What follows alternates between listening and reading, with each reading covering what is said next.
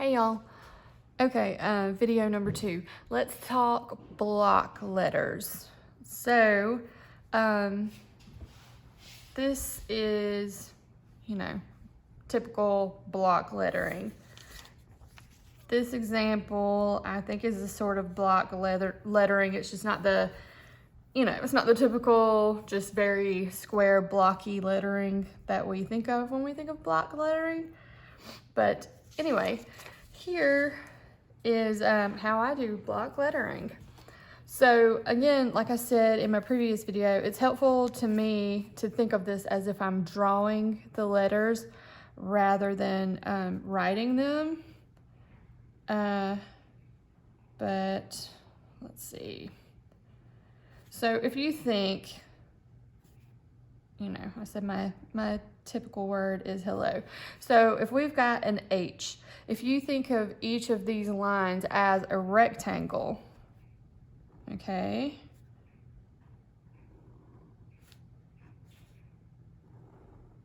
Here, it's a rectangle, rectangle, and a rectangle going across, okay? Well, we don't want to have that.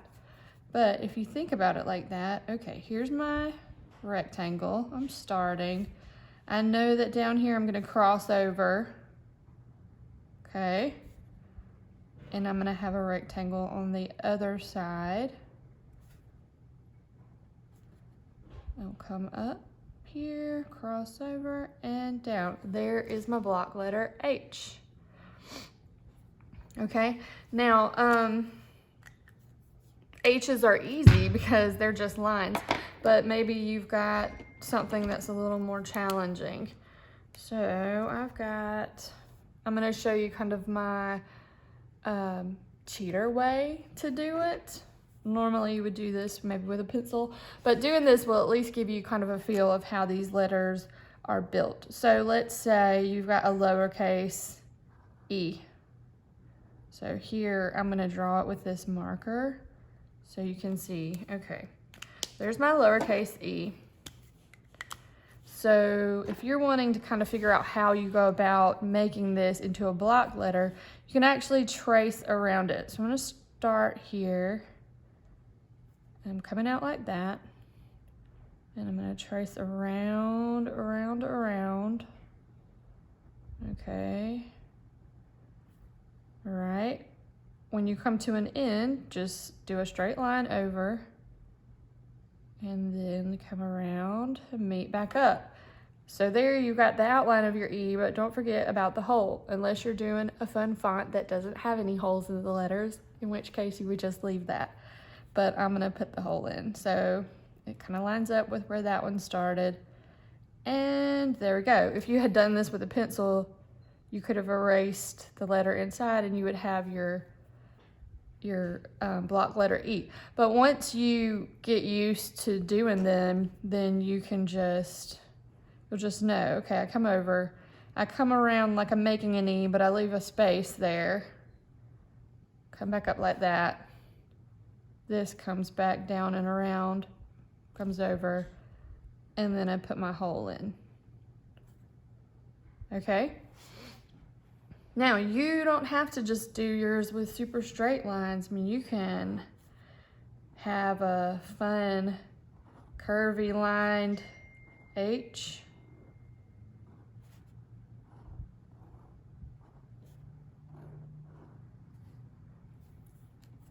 Whatever floats your boat. Okay. Now, another kind of along with block letters, there are bubble letters, which are very similar, but they're curvy at the end. So if I was doing a bubble letter H, I would kind of take the same approach, only I would curve at the end, maybe curve a little, curve up, come down, curve up, over, back around. And you can make them as skinny or fat as you like. Think about it like they're balloons. And maybe with my B, I'm gonna make it very balloony, and it's just gonna have 2 little circles in there. When you are writing with these, you can space them apart, or you can have them be kind of stuck together. Just, you know, it's like the B is overlapping the L a little bit. Anywhere, you know, just don't draw through your letter. So, O, C,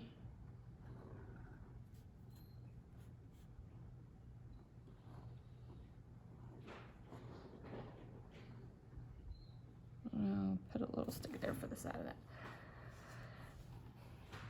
So another thing you can do to kind of get used to drawing block letters is, let me get another marker.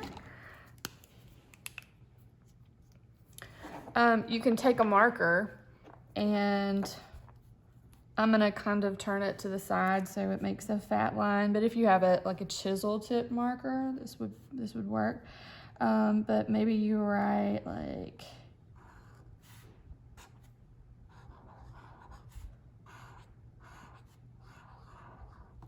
hello with the marker, and then you can trace around the edges of the marker, and it gives another cool look. So if you're wanting to do some lettering and have some fun colors in there, this is an option for that. And it just gives it a really neat look. It looks almost like you've made the bubble letters or block letters or whatever, and then that you've colored them in.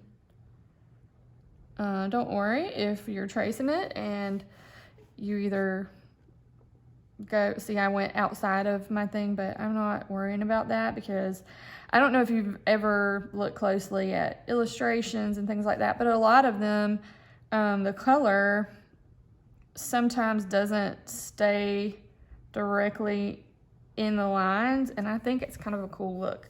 So, you know, maybe you go inside or outside of the lines on purpose, or so. Now block letters, let me get a fresh page here. I'm gonna draw with a marker. Block letters do not have to just be big and fat and blocky. Sometimes I like to do really skinny ones. Okay, so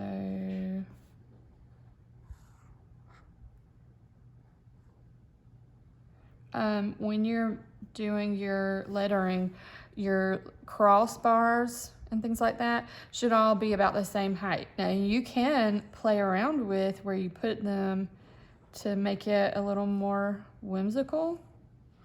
That's one thing I like to do, but you can do tall, skinny letters. On the subject of playing around with the crossbars, sometimes I like to put them really high.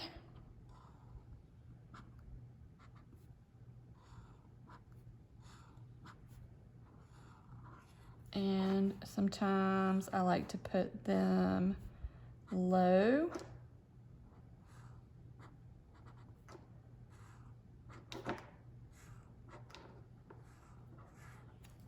Sometimes I like to make my letters very fat.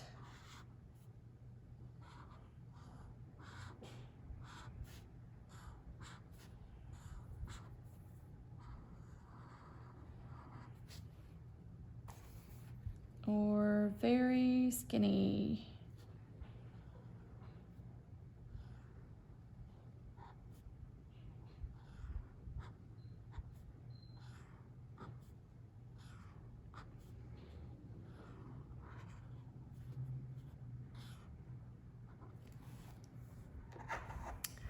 Okay, so that's it for now. Try out some different block and bubble letter styles. Play around with your alphabet, you know, making them wider or thinner, moving the crossbars around.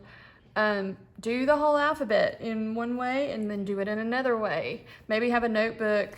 I have a notebook like this actually that I've done I just do a different alphabet on each page, and I try to, you know, think about the whole alphabet and how it would look if this was a font.